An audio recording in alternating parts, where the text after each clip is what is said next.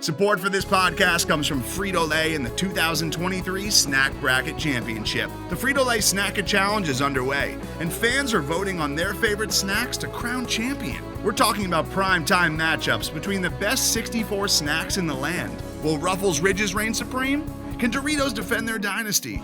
Or will Smart Food use their smarts for a surprise upset? Only you can decide. Get in on all the action for a chance to win up to $1,000 or a year's worth of snacks. Let your snacks be heard. Just go to fritolaysnacket.sbnation.com to vote and enter for a chance to win. No purchase necessary. Sweepstakes ends April 3rd, 2023. Void where prohibited. Year's worth of snacks awarded in the form of 52 coupons, each good for one bag of chips. See official rules at fritolaysnacket.sbnation.com.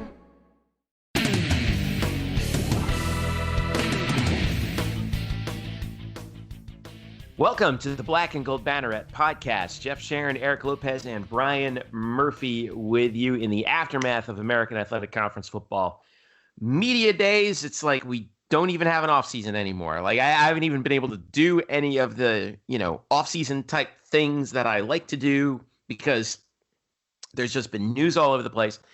And here we are. It's almost August. Okay, we're 2 weeks away from August, and it's football media days, and that means football is getting ready to start up. And you can't really smell the fall from here. It's 95 degrees out, but nonetheless, Brian Murphy is with us, having just returned, in fact, from beautiful Newport, Rhode Island. Murph, how was the clam bake? Oh wait, no, you weren't at the clam bake. You arrived later that day, right? No. Yeah, absolutely. No, I skipped the clam bake because as I've now I get put into the ether on other podcasts, eating lobster out of the shell is completely overrated and not worth the trouble that you have to go to actually eat it. This is a philosophical question. Could you imagine being the first human who was so desperate to eat something on some deserted island that they were like, you know what I'm going to do? I'm going to dive down and grab a giant sea scorpion and just try and eat its tail. Like the first guy who ever decided to eat lobster. That makes more sense because of the need to eat things that are moving and alive and contain proteins than to say, you know what, that cow has something that's coming out of it. Let me drink that.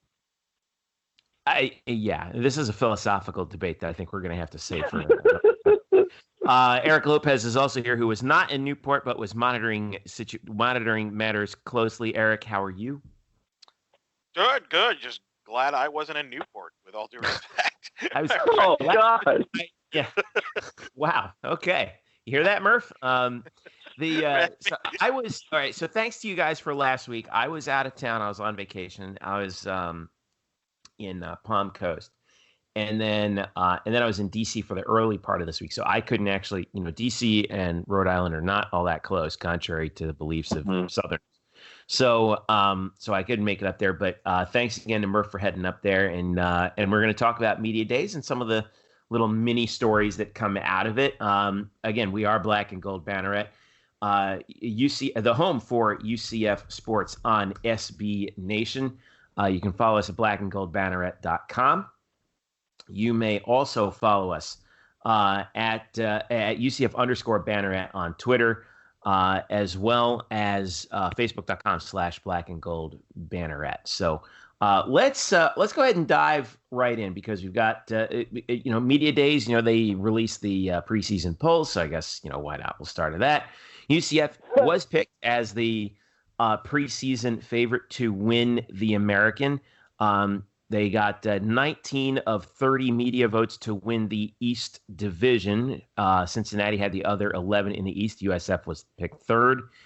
The West Division was a very close race. Memphis with 15 first-place votes, Houston with 14, SMU with 1.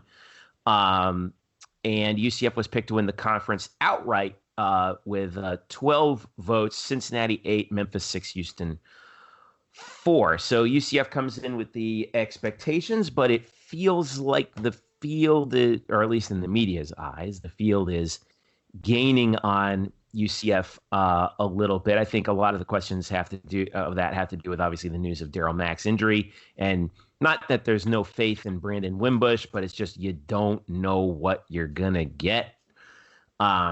at least in part. What was it, Murph? You were there. What was the discussion around all that? Was there a sense of like, hey, was there a sense from the people from outside of Orlando around the league that, hey, we think UCF could be had this year, or is it like, you know what, some other team's going to be good, but it's UCF's to lose? I did ask that question to guys from Houston and Derek King, the quarterback at Houston. I asked the question to Mike Norvell from Memphis as well about, do you see the league sort of catching up on UCF? And they kind of gave me non-answers, more talking about the depth of the league and how there are more high quality teams at the top now, where it's the talent's more spread out.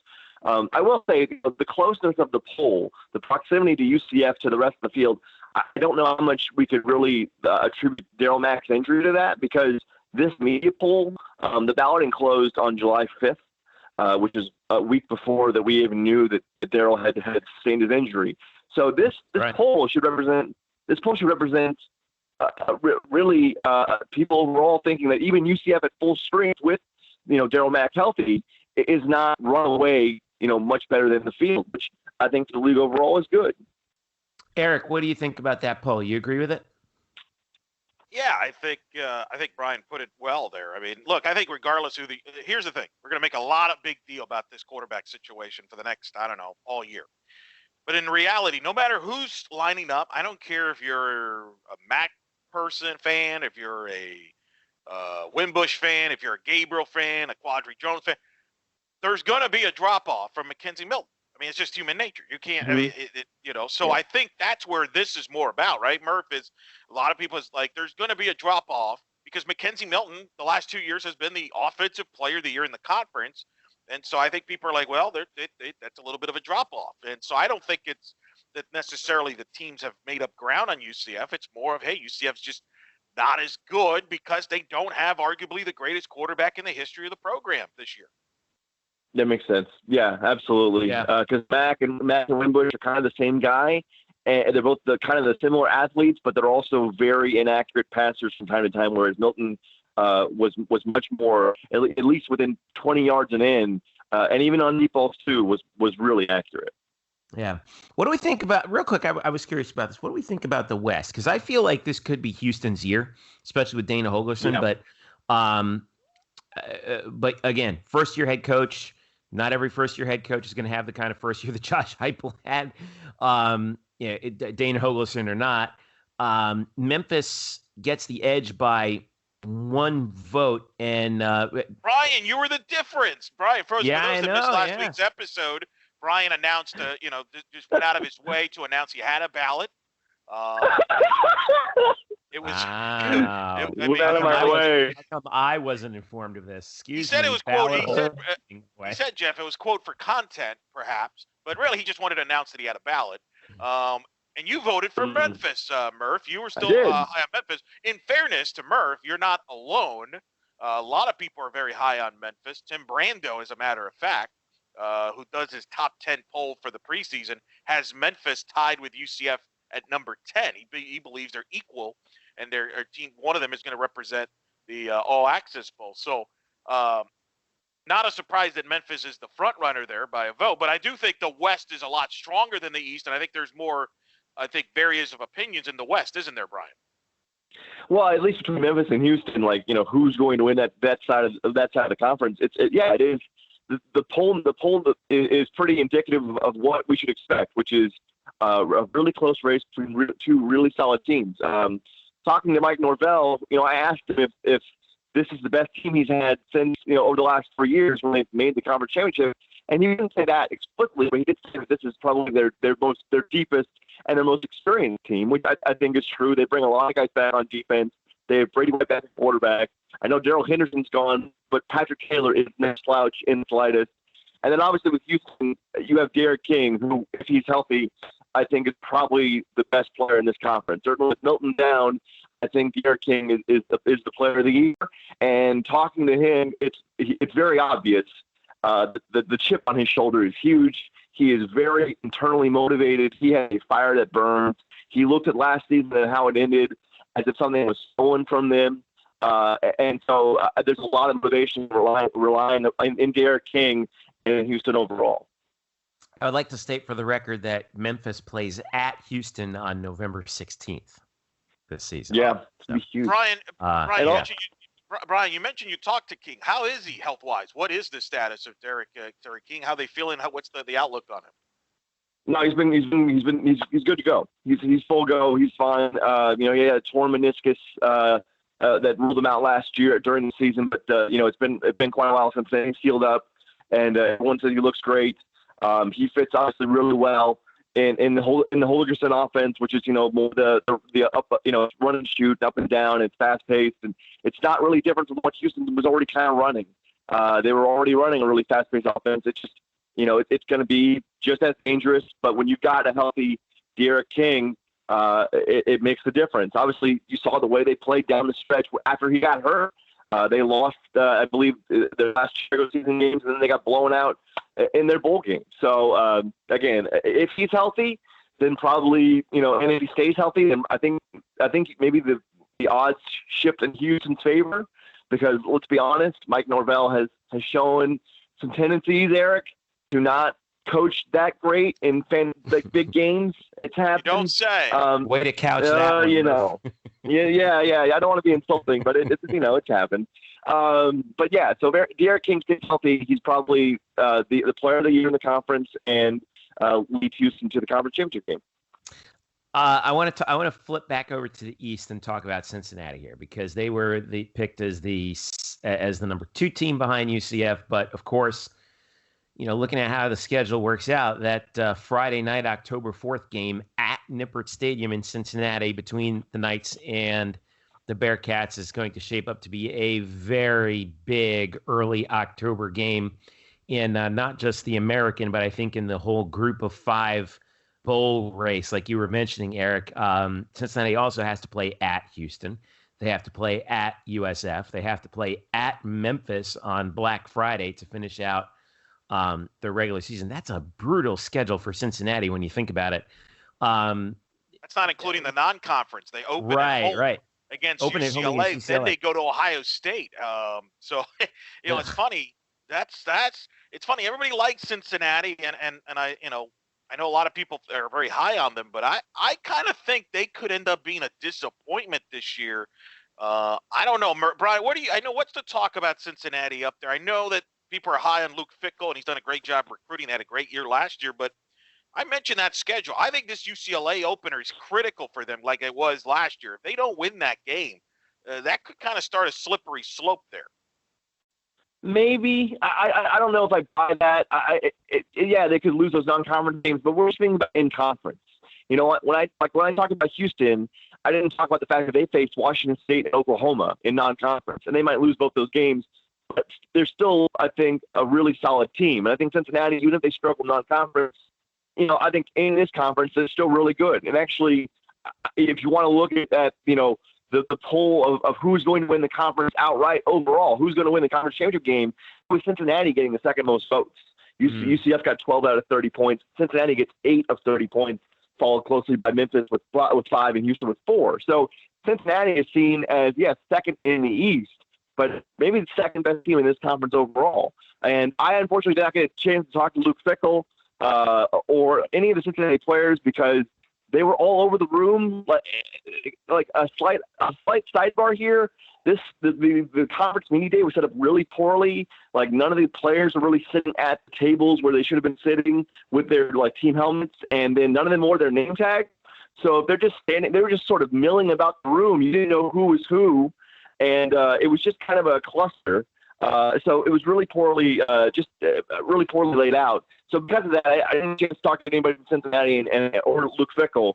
But I think you can just see at the poll that there is an incredible amount of optimism in Cincinnati this year, people viewing them as the second best team in this conference in either division.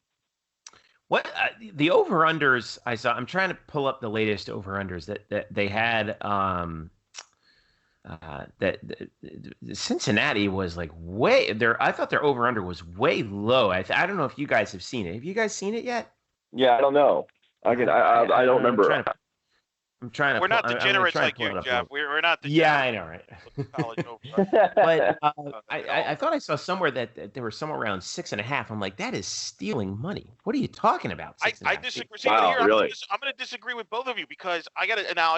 In fairness, when I saw them in person last year, that was a terrible spot for them. They were playing at a jacked up Spectrum Stadium, ABC primetime.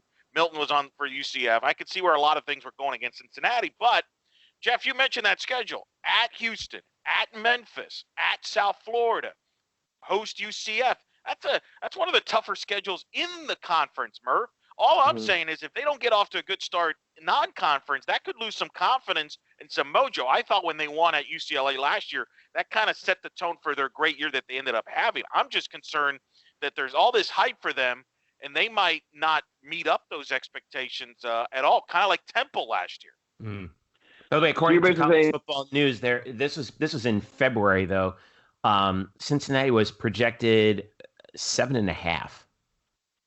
Yeah, good luck with that. So you're basically looking for them to go 8-4. Right. And they go 8-4.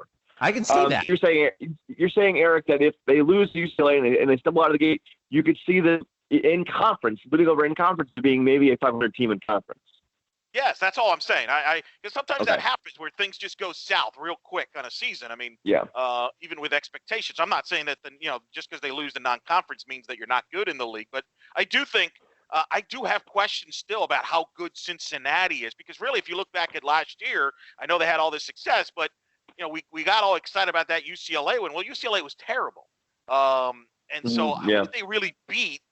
I'm not sold that they're the second best team in the league. Like, I think Memphis and Houston are better than Cincinnati. And I'm not. So, if you at South Florida can figure some things out internally, maybe they're even just as good. I'm actually looking forward to see,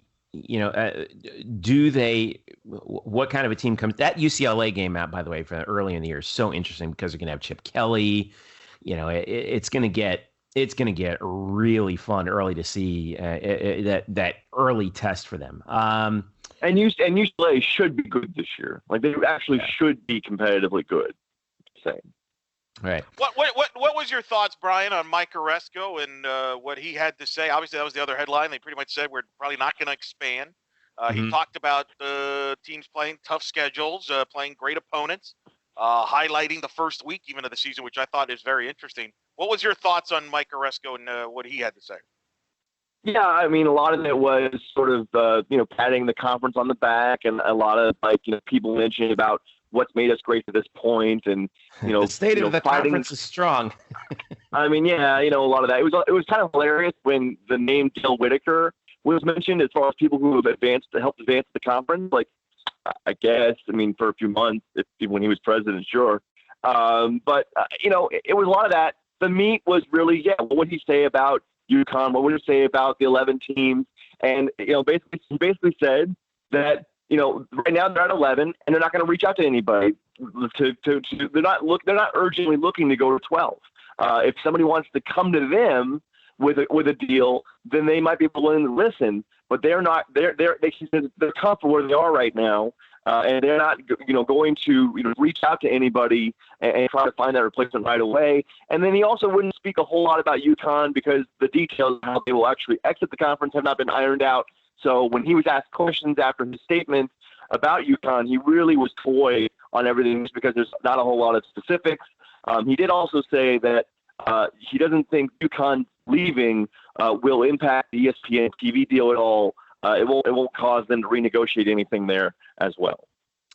Now, I understand where he's coming from a football perspective on that. Did anyone? Now, I didn't see exactly, but did anyone ask him about non-football possible replacement for UConn to even out those schedules? No one asked about non-football things at Football Media Day. Oh, how dare they! That is God, what a shocker! Oh, that media there. Oh, we just want to talk football. That Murph, I got to give you credit. That was some impressive shade you threw at me just now. It's really impressive. Nobody asked about non-football stuff at Football Media.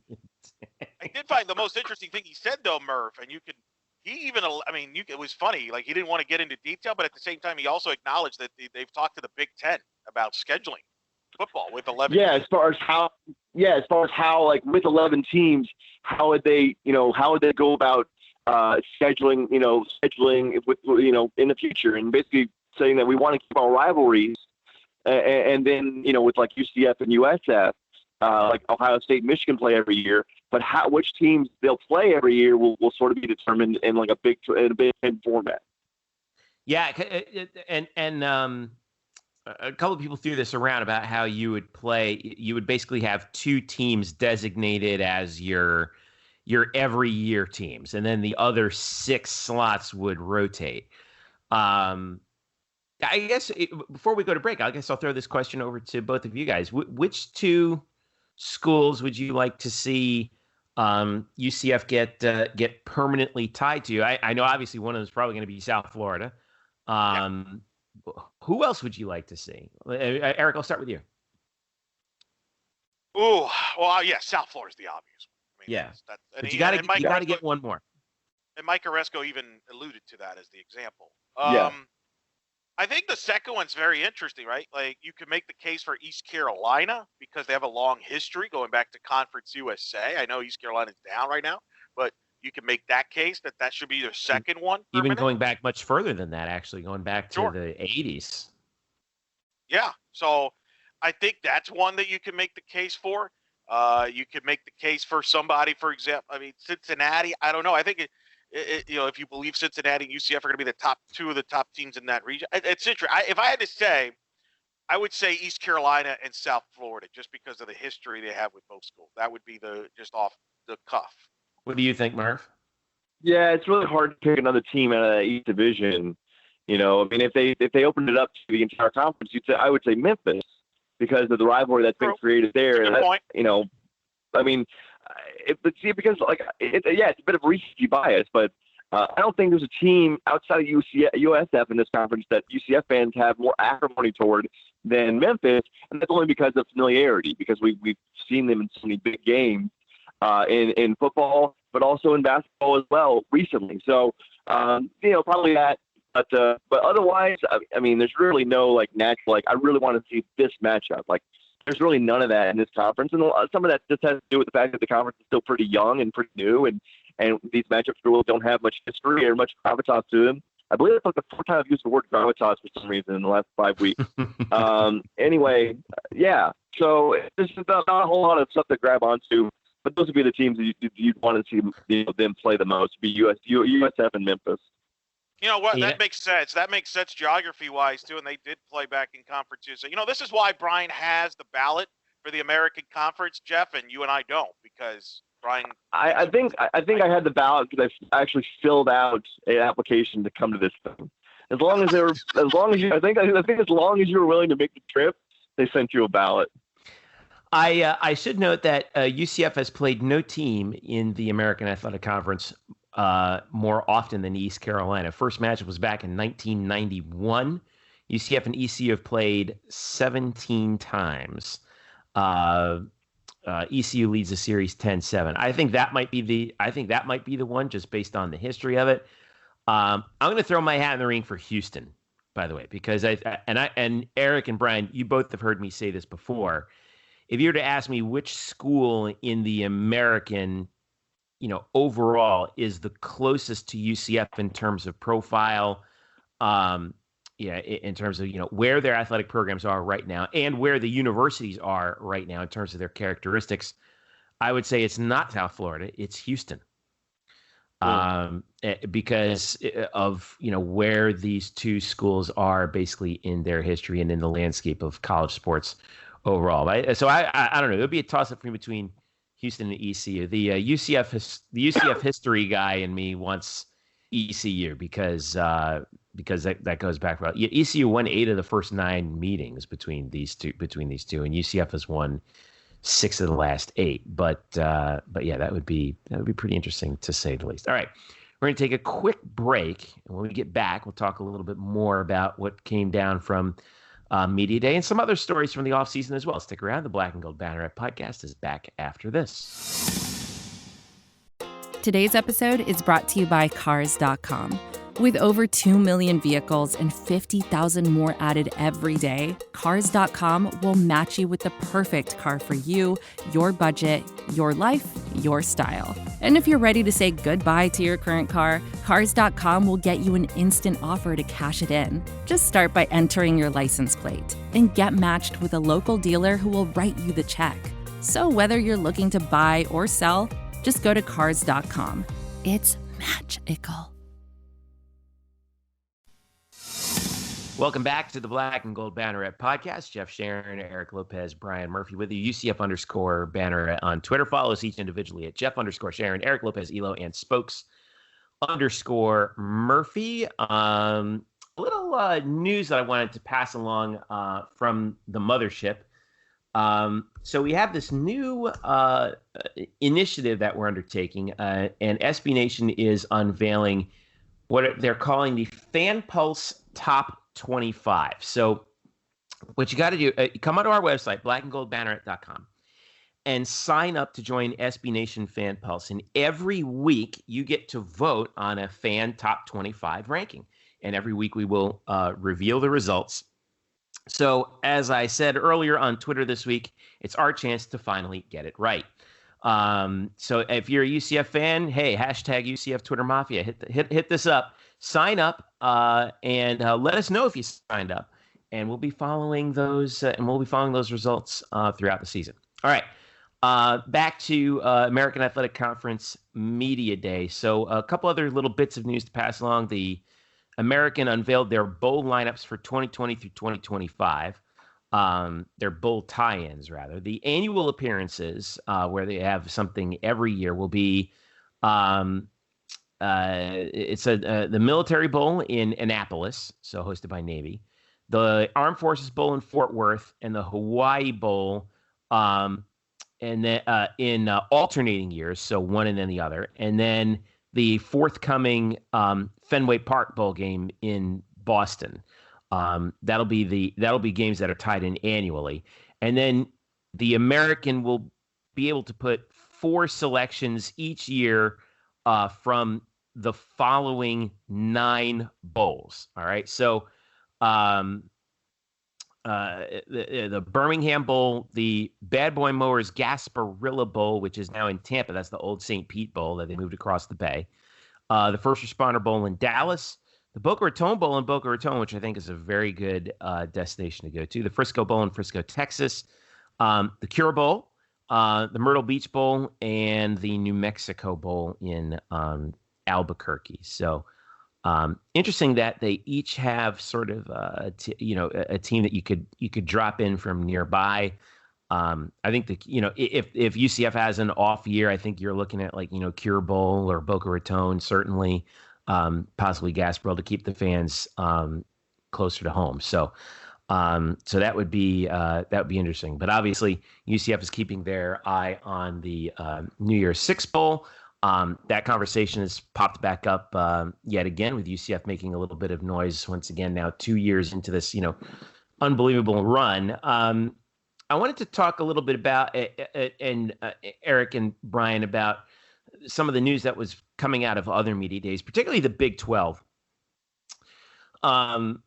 They unveiled their plan for their ESPN Plus, basically digital network. All right. And essentially they and the American, the Big 12 and the American, are doing the same thing, where they, instead of having that, the massive, as part of the TV contract, and in addition to the games that they will have on, major networks like ESPN. ESPN is moving their third tier stuff over to ESPN Plus, which is, those of us who are in the sports industry, the sports media industry, that's where everything is going.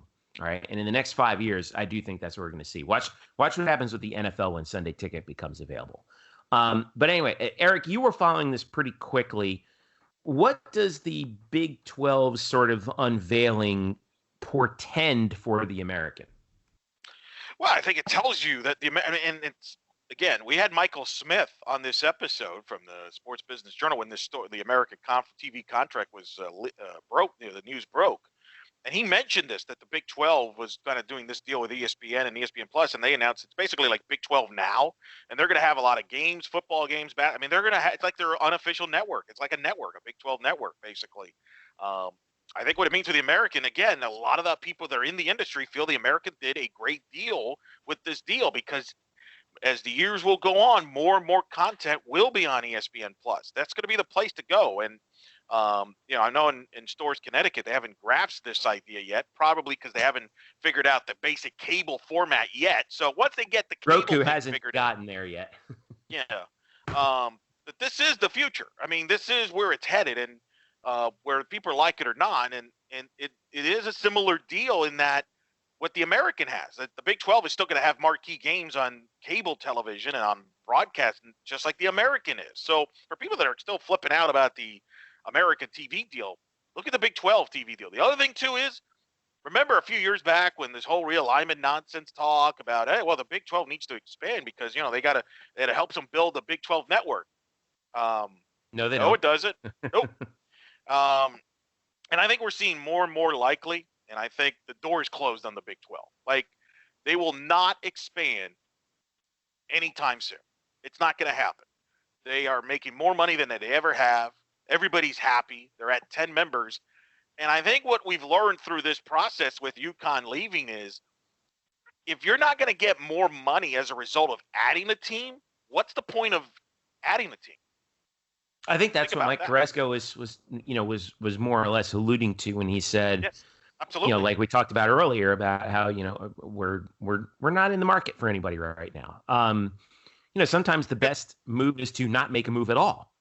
Especially if it doesn't add money. It's not like right. ESPN's like, hey, if you add this team, we'll give you X amount of money. And I think that's what everybody's kind of missed the boat on that. One of the reasons why the Big 12 didn't expand a few years ago is, A, they got the Big 12 title game waiver, so they didn't have to go to 12.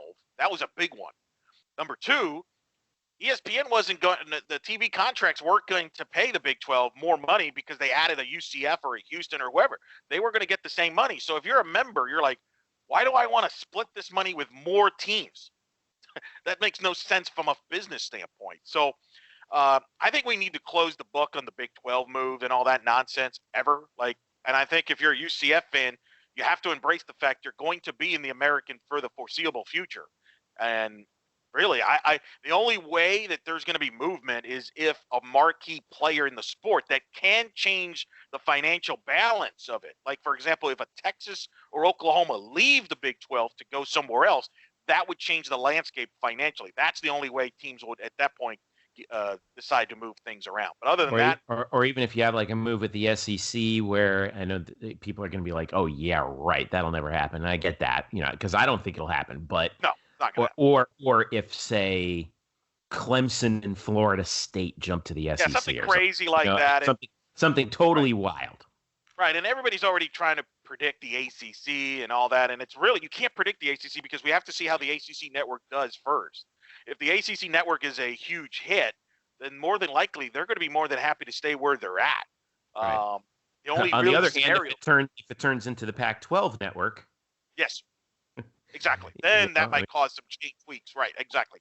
So I think that's the big takeaway from, I think, that the whole Big 12 and how that affects the Americans. So now let me ask you this, Brian, and I don't think this was the case, which again, with all due respect to all the people that made the trip to Newport, clearly homework was not really a basis on this. But did anybody ask Mike about the length of the contract and why there was such a length of the contract? I know he's been stepping. I don't want to get into this deal. Did people ask him specifically about the TV contract and in specific the length? Because I keep getting messages and asked about why did we sign the lengthy deal that they did. Maybe one-on-ones they did, but not during the Q&A of his speech. The prevailing sense, and I'd love to get a hold of Mike Carrasco myself at some point. The prevailing thought on this is because he wanted to get the word billion into the contract. And when you can, and ESPN was like, look, if you want to get $1 billion commitment, this is how long it's going to take. And so that's what they were. But I want to get more details from Carrasco on that. Well, look, and here's the thing. this is the thing too. Keep this in mind, and you've brought this up in the past. This pretty much guarantees that the American's going to be around. And the reality is, while people are not happy about the fact that it's not money compared to the Big 12, the Pac-12, the SEC, and all that. I get that. They have separated themselves from everybody else, like the Mountain West, Conference USA. Like, it's not close. So they're kind of that sixth league, and I think he's kind of accomplished that. And I think until we see what the Mountain West and Conference USA, Conference USA is basically making every school is making like $200,000 a year or something like that based on their TV deal, which is terrible. Yeah. What was that? Well, Oresco did mention that in the press conference, and you were there for that, Murph, where he said, look, we're going to continue fighting to be included in the autonomous group, which is, right now, people talk about like, oh, well, the Power Five is a made up term. It's actually not. The NCAA rulebook specifically states that those 5 conferences have essentially autonomous power. They have extra power in the NCAA's voting structure. So what Oresco was mentioning was that we believe that we should be part of that club, and we'll continue to fight for inclusion in it. Now, that means he's going to have to fight for changes in NCAA policy, which is, let's face it, it's not an easy thing to do. It is an uphill battle, certainly, and it's not going to happen because UCF beat Auburn one year. It's going to happen because those other 5 schools agree, or those other 5 conferences and the presidents associated with them agree to let you in because they believe you will provide more value and do what they all want to do. That's the other thing in terms of NCAA policy. I'm not saying that Mike Oresco and the American don't want to do that. I'm just saying it's an uphill battle. I think it's a possibility, but it's not going to and maybe there's a possibility for a little glint from what Bob Bowlesby said in his press conference at the Big 12. Where he said, what drives the bus is media, right? And it's what we've been talking about for years on this show. And Bowlesby said, anyone who tells you what's going to happen with TV viewing in 3 to 5 years is, quote, delusional, end quote. And so no one can bank on long-term television revenues, in particular from cable television, from your traditional cable television. So that's where the Americans kind of getting out in front of this. Yes. And doing the deal with ESPN Plus as they did because they know that's where the dollars are going. All right. And it's like the old quote about, about Wayne Gretzky, don't skate to where the puck is, skate to where it's going to be. They're skating to where the puck's going to be. I think that's the real big thing. What do you think, Bri? No, I think people are pining to be part of the Power Five, need to really just sort of be real and understand like where they're at now is a pretty decent spot. Like Eric has said, like they've at least broken away from that other pack. So if there's like 3 tiers of conferences where you have your Power Five and then the American all by itself, sort of, and then the lesser D1 conferences behind them, like that's a lot better than where they were. Basically, when they're on their deathbed, was it like 7 or 8 years ago? After the Big East, after the Big East, they all left. So it's the progress that has been made has been substantial, and they're not going to be part of the Big 12 within, like you said, the next 3 to 5 years. That's okay because where they're at now and the advances they've made and the teams they've got and the quality across all sports and really at high levels too. Even major sports at high levels of success.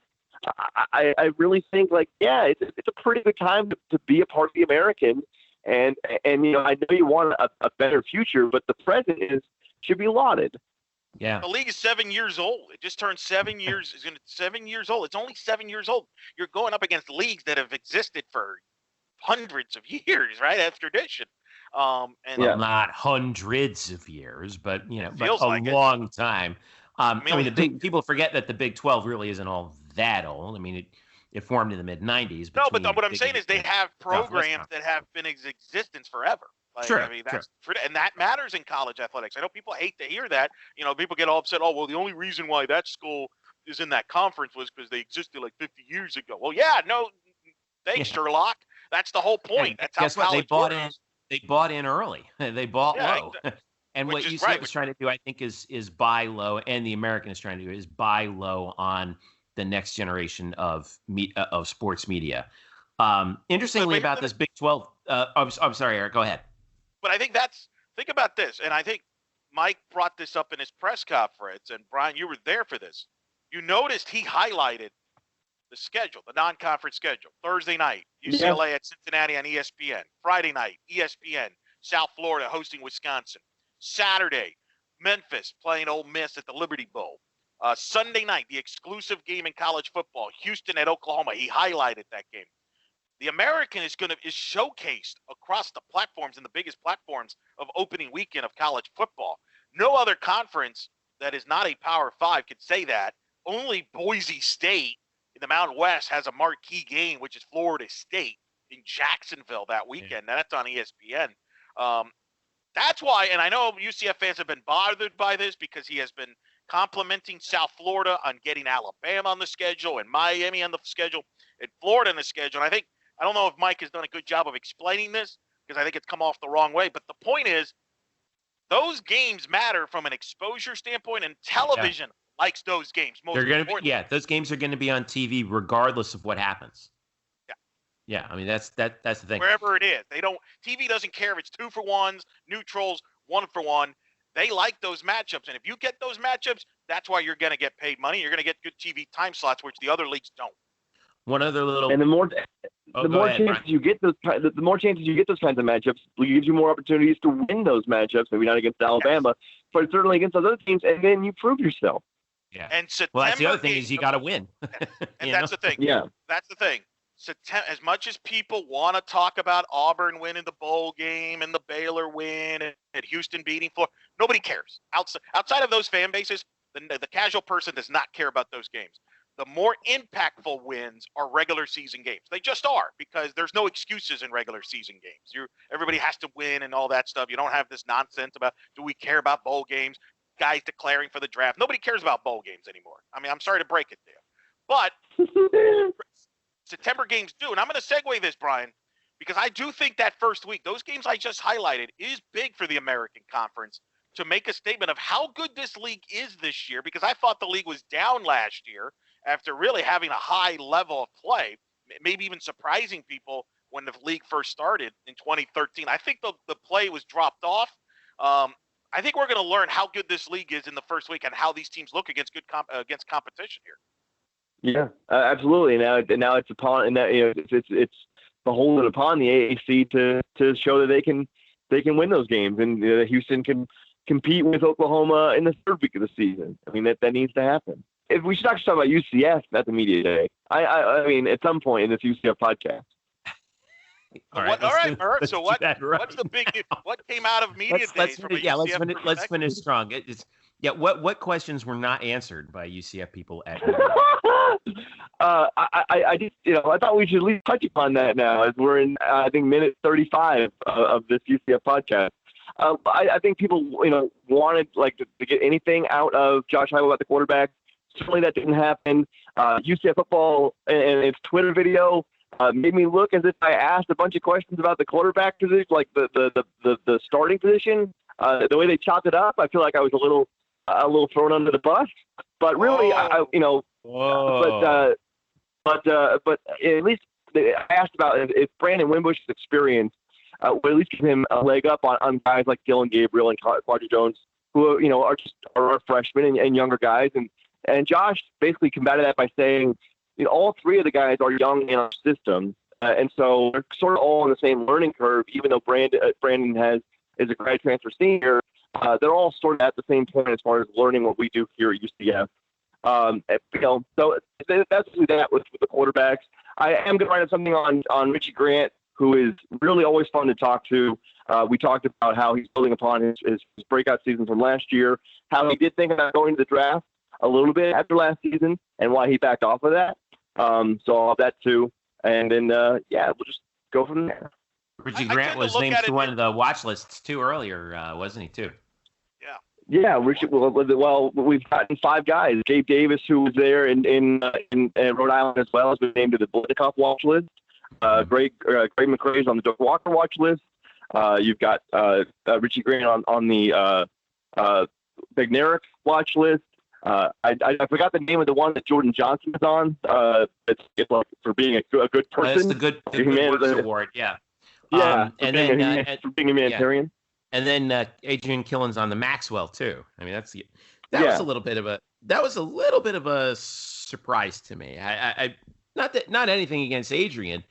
Heading into his senior year, he was kind of coming off of, I thought, a down year last year. I would love to see how he would bounce back, though. That should be one of the fun things to watch. Adrian, can you believe Adrian Killens is a senior now? I know. Well, I think last year I called him a sophomore, and no, he's a junior. Like, oh yeah, geez, really getting up there. Jeez. By the way, I mean, there should be more to come here. I think you're probably going to see Richie Grant on one of the Thorpe Awards for defensive back. Maybe one of the offensive linemen get on the watch list. What's the name of the watch list for the offensive lineman? The Outland. I think it's the Outland Trophy. Yeah, the Outland Trophy. I'd like to see Jordan. Yeah, I'd like to see Jordan Johnson get on the Outland Trophy list. That would be. Well, he'll probably have the Remington Trophy because that's the best center. Okay, gotcha.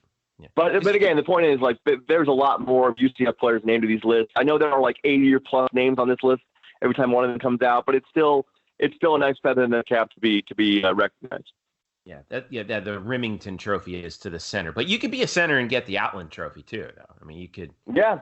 Get all that. We don't have the what's the one for Holder of the Year? That was I forgot. Yeah, I forgot that one. That was Mac. That was Mac last year. Mac Loudermilk. Yeah, he won. It's always an honor to be watched, I guess. I might see Lombardi. Lombardi Award. We could see. We could see some action on that too as well. Go ahead, Eric. I'm sorry. I'm just going to say, I'm going to defend UCF here. I kind of look at it in the video as they're showcasing Murph more than throwing him out. I think they're just showcasing, hey, here's the marquee media guy asking these questions, hot burning questions. That's not true. I appreciate that. Watch us play Patrick Waugh to my shot. Kick, save, and a beauty. I did not ask who was going to start. All I wanted to know was about the young guys. And like when they put my name in there, when they put the soundbite where I mentioned Dylan and Quadri, it was another question about how have they grown over the summer. It was not are they going to start or where are they in the hierarchy. Just as young guys, how have they gotten better? But anyway, it was all grouped in together, and now I feel accosted. I feel like you're going to be on Netflix this year. Can you be on Netflix this year as a cameo? I feel like that's coming. Like that needs to happen. Right. Can we push for that? Did that happen? Wasn't I already on like one of their things in the preseason when I asked about game when they did the reflection on game day and they put my question in there? Although I give them credit on that. I give them credit on that though because they captioned it obviously on the Twitter video of the question I asked. But because I'm really bad at speaking at any forum, they edited my question to make it like seem more coherent than it actually was. So for that, I give them credit for making me seem like I asked a better question than I actually did. You're gonna be like on Netflix. You're gonna be like, who's the guy from? You're gonna be like John C. McGinley in Any Given Sunday. Right? Yeah. I'm the Netflix character actor. Yeah, and just sort of show up.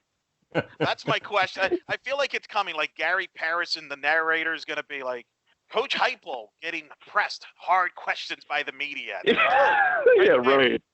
That's your questions right there. And then in the scene right after the press conference, it's like you see them walking onto the bus. And it's like, and the narrator and Gary's like, after all that business, like throwing shade at you somehow or other. It's going to be fantastic. Also, it was kind of funny. There's a funny moment there where I asked the one thing I wanted to know about Mac was, because on Monday, talking to the Orlando Sentinel, Heupel did express that it's not season ending for Mac. He's going to be back. That was clear. But then we needed to figure out, like, which ankle was it? And so I asked, like, which ankle did he break? And Heupel and the players, hilariously, like, it's funny because I just can't believe that they would not know. So, and then the lengths in which they went to it of like, oh, I forgot. I mean, oh, geez, I don't even know. I looked at it once and I didn't even look. I asked Heupel, and Heupel called Gabe over to ask him if he knew which ankle Mac broke, which is, again, the length is hilarious. But he did say he thinks it was the left. He broke his left ankle. So there we go. Mac broke his lead ankle, which if you want to get into recovery timetables, now it might affect him when he comes back. He broke the ankle on his lead foot. So he's turning off of that, pivoting off of that leg. So we can talk about that when he comes back. But the fact that they couldn't come out and give me a hard answer on that, maybe they really were telling the truth. But God, you're your coach. You don't even know what ankle the guy broke. He probably hasn't. Just say no comment. No, he probably hasn't even seen him since then, right? Well, because remember, it's still the summer.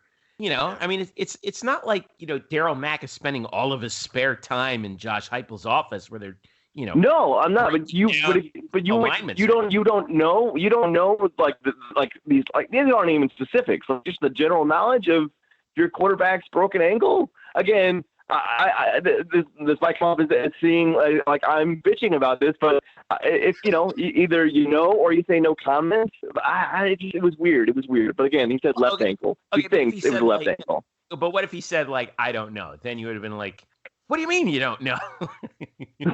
Well, he kind of did. He did. He said, and he was like asking for help. And so either or you say no comments or something like that. But anyway. So now I'm going to be vilified by the SIDs for this breed that I've gone on. Now you're on Dan. Right. We've got a feud going here. I mean, did you? Now Brian's on the same flight as Kevin Owens. He just built his anger like Kevin Owens. I know. I'm a major heel now with the UCF SIDs. I've got the KO. The KO's rubbed off on me. Although Kevin's turned babyface on SmackDown, but that's a whole other. It's true. Yeah, he did. Although I don't have his sort of like Stone Cold Steve Austin persona that he's now adopted, where he's against the authority and he's doing stunners. I don't have that in me. You mean like they're like the blatant ripoff of the biggest storyline in the history of the industry, Stone Cold versus Vince McMahon? They're just replaying this with Kevin Owens playing the role of Steve Austin and Shane playing the role of Vince. You mean that angle? Yep, exactly. How can we raise ratings? Let me reach in here and pull the show back. What are you talking about? Excuse me. Pardon my repeat. Jeff, this is important information. I mean, Brian was on the flight with Kevin Owens back. I mean, that was the most most noteworthy thing. And took a very surreptitious photo too, like with one of the seats in the way. It's like I was a member of the paparazzo. Yeah. Oh, Kevin Owens. I interviewed Kevin Owens once. Great guy though. He's down to earth guy. So I hope he thinks the world.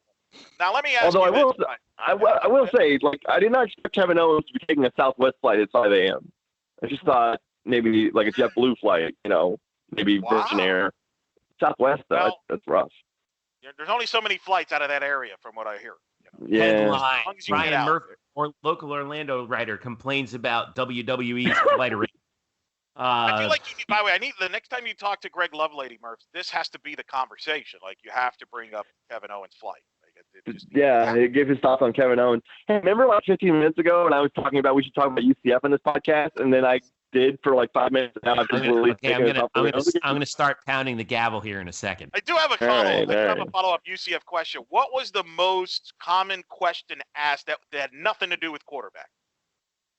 Well, I'll tell you, again, because I only got to talk to them one-on-one, I don't really know what other media members were talking to them about. Because it was all sort of like people all around the room. There was never a time in which there was a group around one guy or Coach Heupel even. It was all sort of one-on-one. Again, it was really disorganized. I think that the thing I wanted to know more about than quarterback was kind of about the defense, which I know Heupel's not the greatest guy to talk about with that. But, having that back four in their secondary and having Richie there, a top 100 player according to SI, and he's getting this. He had known that he'd been on the Banneret watch list. I think talking to him about the defense was at least the second most illuminating thing out of the day we spent there, was getting his thoughts on the defense, getting his thoughts on having the secondary back and how they play off each other, the experience and the knowledge they have around each other, the familiarity, how it helps when the front seven is kind of a new group. And also, Josh mentioned guys as leaders on the defense, names you may not expect like Randy Charlton, who's a sophomore. Again, a very high-ceiling sophomore, a guy who played well when he got playing time as a freshman. But, Josh really going out his way to label Randy as a leader on that defense, I think is interesting. It kind of tells you where that front seven's at. I think that bodes pretty well for UCF if he's out there touting Randy Charlton as an early season leader, though. That does. Yeah, the defense has always been, I think, the main concern for this team, I think, coming in, especially after what they did at some points last year. But, yeah, I mean, like even I talked about it a little bit with Mark Rogers last week was him and Eric Gilliard, I think, really get me excited about what's happening. And then when you got Nate Evans coming back, I mean, I think that's going to be a big thing to follow, too. So, all right. Couple things I want to clean up before we get out of here. The basketball schedule continues to fill out. UCF has announced a series with Miami in basketball. It's going to be, I don't know, somehow that tripped my Siri. UCF and Miami for men's basketball. And what were the details on that too, Eric? Because I saw it's going to be there's going to be, I think, 3 games in the series. Is that right? No, I understand it's a home and home. I believe it's a home and home starting this year. Gotcha. November 12th, the game will be at UCF. No, there's no 2-for-1s in basketball, Jeffrey. Come on now. There's a home and home November 12th here at UCF. This upcoming season, it's during the UCF bye week in football. Which I think helps Murph and others like myself as well. That would be fun. Well, helps UCF. It comes at a time between road games for UCF. They have a road game at Tulsa on the 8th, and then a road game at Tulane on the 23rd. So you can come home and watch some, which should be a really good basketball game against a Miami program that, took a step back, but because of things like injuries and NCAA investigations that they were later exonerated with or from, that really sort of like shut them down last year. But this is a good program under Jim Larinaga. Yeah, Jim. I agree. And then the following year they'll play in Coral Gables down there in Miami, and I'm excited about it. A quick note: my first ever UCF basketball road game I ever went to was in 2000, December of 2000. UCF played at Miami at the old Miami Arena. Jeffrey, if you remember the old Miami Arena. That was home for a long time. Yeah. And I just went there because I wanted to see some college hoops and watch that game played there. That was the first UCF basketball game I ever actually was at in person before even thinking about going to UCF the following semester and moving to Orlando. So it was a blast. I'm happy that these two schools. I think one of the things that's hurt college basketball interest in the state of Florida is that these Florida teams don't play each other. Like Florida and Florida State play every year, but outside of that, you don't have UCF in South Florida now have to play because they're in the conference, but like Miami doesn't play Florida that often in the regular season. I think it'd be great. It's good for those college basketball in the state, which, by the way, all these programs in the state have pretty darn good over the last handful of years, and I would, as a whole, maybe have outperformed the college football programs as a whole. Okay. I don't know. That's a tough thing to say. I'll give you an example. I mean, Florida. I would say Florida State has definitely outperformed football the last few years, making the Elite Eight and the Sweet 16. Florida. I think Florida basketball's had more recent success than Florida basketball, and I think UCF's had a great year in basketball, so they're right up par. They have nothing to be ashamed of there. And South Florida basketball has been better than football last year. It was at least so.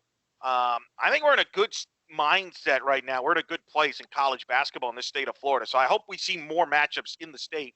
And I think applause to UCF and Miami for making that happen. All right. A couple of schedules also that I wanted to pass along as well. Women's soccer. Okay, think about this. We're recording this Thursday, July 18th. UCF women's soccer opens their season with an exhibition match at Tuscaloosa against Alabama on Sunday, August 11th, less than a month away. Men's soccer, their schedule for some reason is not loading on UCF's website right now. Volleyball starts with an exhibition at Florida on Saturday, August 24th, barely 1 month and 1 week from now. So we are very quickly ticking toward the start of the 2019 season. We're gonna have to start making some phone calls out here, for crying out loud. Get some coaches on the show, man. Jeez. We're less than 2 weeks away from Football Media Day here at UCF, and then the day after that, the 31st of July, is the first fall camp practice of the year. We also have 3 UCF players playing in the 2019 in the basketball tournament. They will be playing for a team called Florida TNT, and they will actually be playing on ESPN 3 Friday at 3 p.m. Josh Peppers, Keith Clanton, and Tristan Spurlock will be on that team. ESPN 3 3 p.m. Friday, July 19th. So they'll be in the Greensboro regional of the basketball tournament, the summer tournament. The championship will be in August at Wintrust Arena in Chicago. And let's see what. And once again, NBA Summer League finished up. Aubrey Dawkins and Taco Fall advanced to the playoffs. The summer of Taco continues. Real quick, I wanted to touch upon this because he scored in double figures in 2 of his games. He only missed 2, 4, 5 shots in the whole tournament. Yeah. Taco was solid. Aubrey was less so in Summer League. I know you guys, touched upon that at least in the early part, but we got some actually developing news on that. Oh, okay. Go hit me, Eric. On Thursday, Danny Ainge, the general manager of the Boston Celtics, appeared on 98.5 FM's Tucker and Rich show. Tucker and Rich. Tucker? Oh, I'm seeing you're the radio. Yeah, I'm glad you know the radio up in the Northeast. There. No hard feelings. Go for it. Tucker. This is what Danny Ainge said in the interview about Taco Fall. Quote, "We're trying to still get a contract done with Taco. We haven't signed him yet. I really can't say much more about Taco than we're just trying to get him in the fold." So sounds pretty optimistic here, boys, that Taco Fall will have some sort of a deal with the Boston Celtics if they can come to terms. Very interestingly, Taco Fall recently, there was news that just came out, changed agents, went with a more experienced group of agents. So he's actually changed representation. But that's something to monitor here. Looks like Taco Fall might have something. Looks like at least made a good impression on the Celtics, I guess, to the point where they might try to work some sort of a deal out here where either he's on a G League or a 2-way contract, or even maybe at least be invited to training camp. I think could be in play here. Yeah. What do you think about? Go ahead, Murph. I'm sorry. No, my thing about this is that I think the stats for Taco were great. I think, like you said, Jeffrey, he missed 5 shots. I believe it was 16 for 21 from the floor, which, again, it comes with the caveat that none of these shots are taken from more than 5 feet away from the rim. But that doesn't matter. Nor should they be, to be honest with you. Right. And the stats don't really matter. It's what could he show that's different than what we already knew about him. Right. And Taco did that. Aubrey did not. Even if Aubrey shot better, he still sort of was what we thought he was, which is he's a shooter. He plays okay defense. Can't really create his own shot that well, but when he's on, he can really knock down shots. He just wasn't that on very often in Summer League. But Taco showed an athleticism, an ability to move and run and get on fast breaks that we honestly had never seen him at that style, that level at UCF. There was the one block that everyone should remember where Taco's trailing the play and almost leaps into the air to block a shot. This is a 7'6", 300-pound man leaping into the air, gliding through the air to block a shot. That is nuts. That is crazy. Out of a man like that, who, again, we had lots of questions about his athleticism. So for all the stats about he blocked shots and he shot a really high percentage, it doesn't matter. It was about, can he show us that he can move, and he did that. That's why the Celtics should be looking into keeping him on the roster, because he's much more of an athlete than I think anybody gave him credit for heading into the draft. Yeah. A couple other notes too. Aubrey Dawkins, and you touched upon it, Murph, did not quite hit the stride that I think we were. And you were right. I think I saw. You observed that he was he looked pretty nervous the first game or two, like he was trying to force the issue. Yeah, I think throughout he was rushing. Yeah, he finished 13 of 40 from the field overall. He averaged 6.3 points in 13.5 minutes over the six. He played all 6 games, 3 rebounds, but 33% from the field. Even though he was shooting a lot from outside, I don't think is quite what he was looking for. DJ Taylor for the Orlando Magic barely saw any action. He only played in 1 game, 4 minutes, was 0 for 1 from the field, didn't score a point. And Chad Brown also played in that 1 game. They both played in the Magic's last game. Chad played 3 minutes. He got 2 points on 1 of 2 from the field and 3 rebounds. So it's a bummer that we didn't see more of those guys out there. And then actually the funniest part of the summer league, I thought, was Taco nearly killing a former teammate of his. Do you remember that, Brian? Yeah. It was on during the All-Star game, the MLB All-Star game. Yeah. So I was going back and forth, and I just so happened, maybe it was between innings, to be watching Taco on the move, gets fed on the break. He's outside of the paint. He's a running start from outside the paint, and basically runs former UCF guard and then former Florida Gulf Coast guard Brandon Goodwin, runs through him and basically sends Brandon Goodwin out of the building. Brandon Goodwin. If you see the and we showed it, we tweeted it out, but I'll probably put it in the show description on the site. You see Brandon Goodwin step in front of Taco Fall. They make contact, and then Brandon Goodwin hits the floor and just slides out of sight. We don't know if he's still sliding halfway to Albuquerque right now, but. But and then Brandon tweeted afterwards. I think didn't he tweet after? He's like, Taco tried to kill me. Yeah, he absolutely did. It was just perfect the way the basketball stanchion was set up and the way he slid and carried his momentum. You could theorize that yes, he just never stopped. He never stopped sled. He tweeted while he was still sliding his way through Vegas. Yeah, it says Brandon Goodwin. Good luck with that. Yeah. He tweeted right at Taco tried to kill me. Mm-hmm. That's great. You better watch out, man. But good on Brandon, right? Because he did. It was an obvious charge. Brandon stood his ground, and with a guy who's 1.5 feet taller than him and is 310 pounds. And he was stood in there and took it.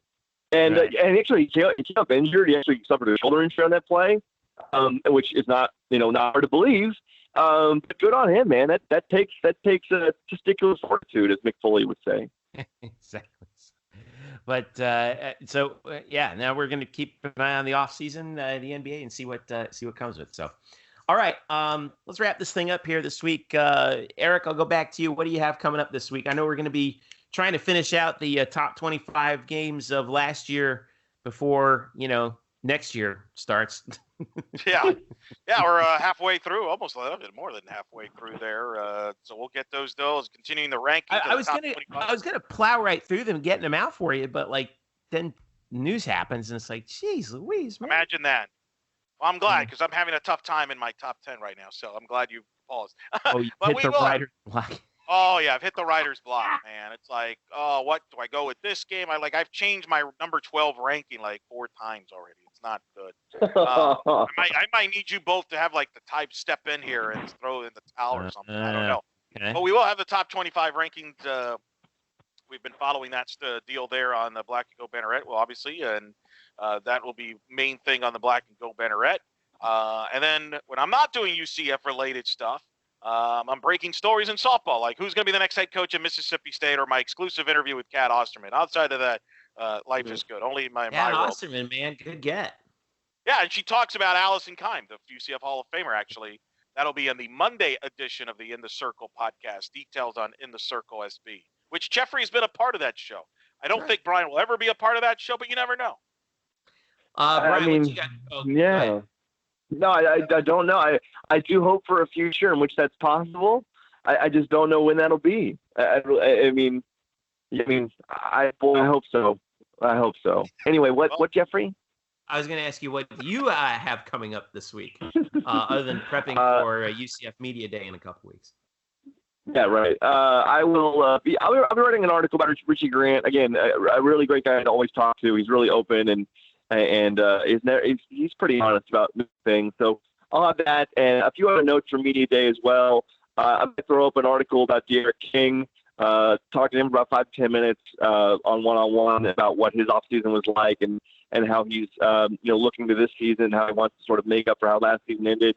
And really, let's be honest, I think D'Eriq King is possibly the single greatest player threat to UCF, possibly the greatest player threat to UCF not winning this conference. I think there's no other player who represents a greater threat. Maybe there's a better team at them, certainly, but as far as a single player, there may not be any other bigger threat to UCF not winning this conference than D'Eriq King. So getting to talk to him was nice, and I talked to his teammates about him as well. So those things coming up on the site later.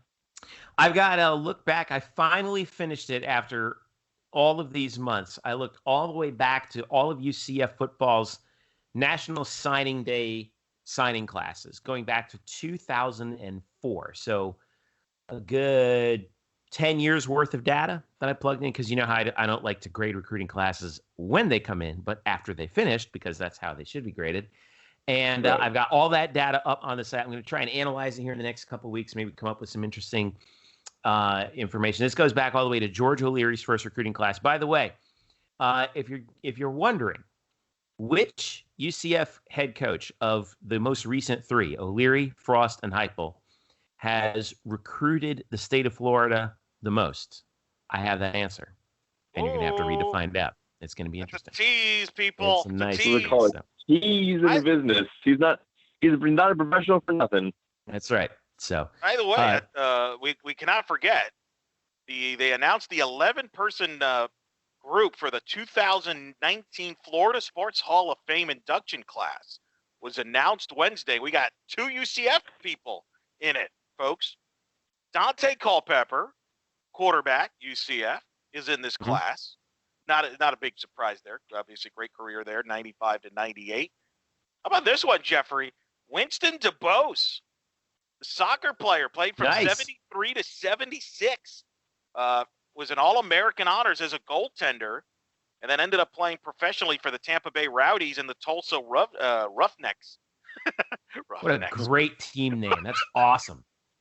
The Roughnecks. That's great. So he's been inducted in this class as well. How about that? Yeah. I did. He's one of the OGs from UCF men's soccer too, man. If you're going back to 1973, that's pretty remarkable deal there. That's awesome for him. So congrats to him and congrats to Dante. Other notables in this class, Mr. Murph, Jason Varitek, who is a Florida. Yep. He's a Florida guy. Dr. Phillips High School, right, Murph? Yeah, it's also a man who was involved in one of the greatest Yankees Red Sox brawls of all time. And more importantly, as far as the Florida Sports Hall of Fame is concerned, fine. It was part of the Ultimate Springs Little League U.S. National Championship. Yes, can't forget about that. That's Florida Hall of Fame. Chris Winkie, Heisman Trophy quarterback at Florida State, who went up against Josh Heupel at the Orange Bowl in the 2001 Orange Bowl. He's being inducted in this class.